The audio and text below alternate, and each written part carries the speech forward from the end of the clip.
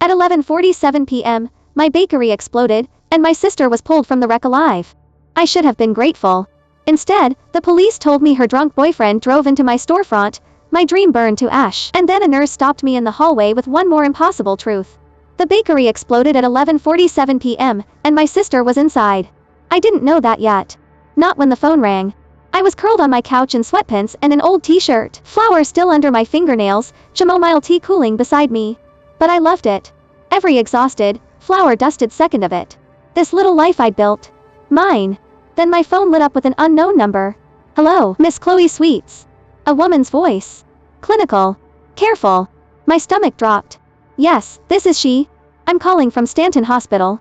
Your sister, Melanie Sweets, has been in an accident. You need to come now. The world tilted. Accident.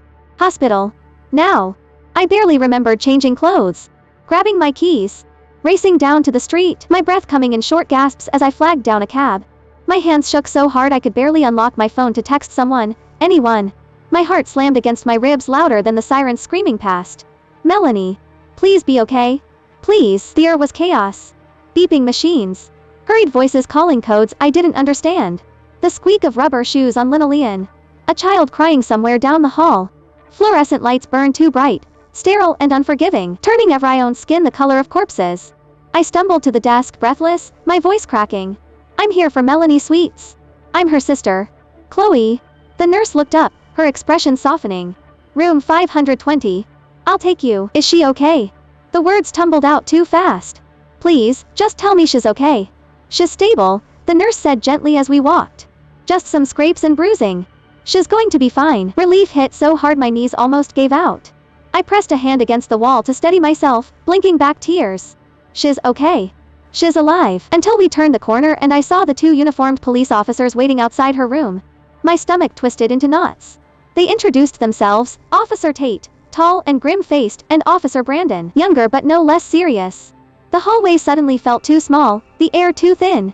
Miss Sweets, Tate said carefully, your sister, and her boyfriend, Scott Kingston, were involved in a crash earlier tonight. I nodded, my throat tight. Okay.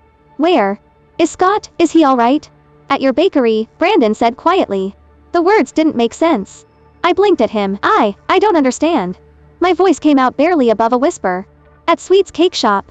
Yes, Mom, Tate confirmed. They were both intoxicated. Mr. Kingston was driving the van.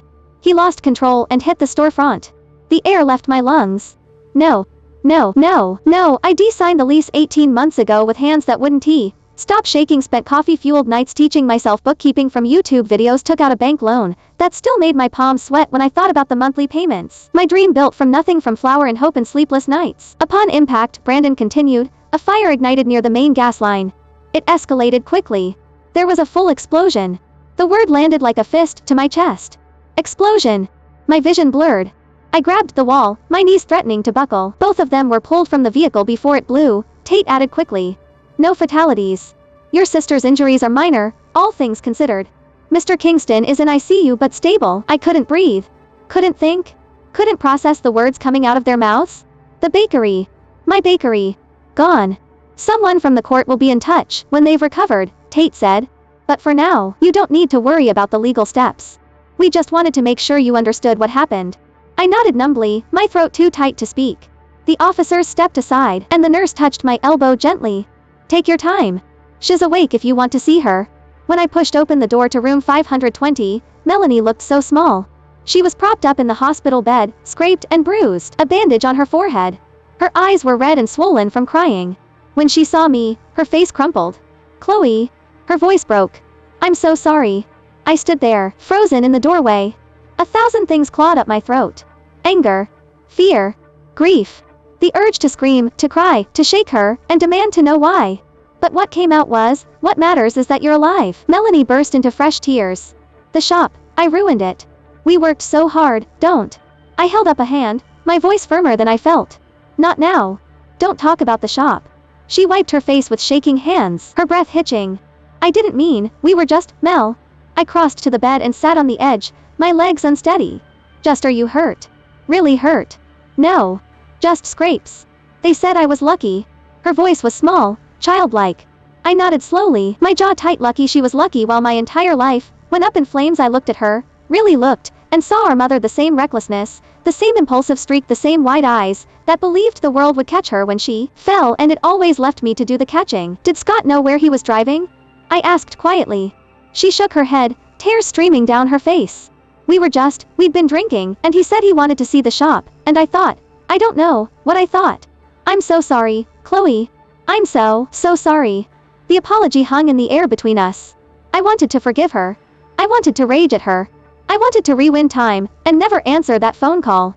Instead, I just sat there, numb. How many second chances do you think we get, Mel? The words came out sharper than I meant them to. Colder. Her eyes flicked to mine, guilt and fear twisting her face.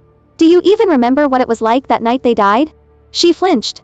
Our parents didn't die in their sleep, I said, my voice low and tight. It wasn't peaceful. It was some idiot running a red light, and not thinking it through. 1 second. That's all it took. One moment of not caring enough. I swallowed hard, forcing the heat in my throat back down. And you're doing the same thing. Crashing through life like it'll all just catch you.